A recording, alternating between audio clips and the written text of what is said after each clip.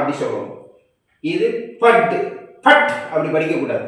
But படித்தல், படோ படினர், படியே படியுங்கள், பைட் உட்கார்னர்.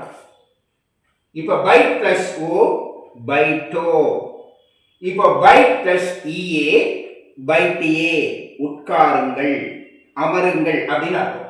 ஒட் இது உட்டுன்னு படிக்க கூடாது. ஒட் எழுதல் வேக்கப். ஒட் பிளஸ் ஓ உட்டோ.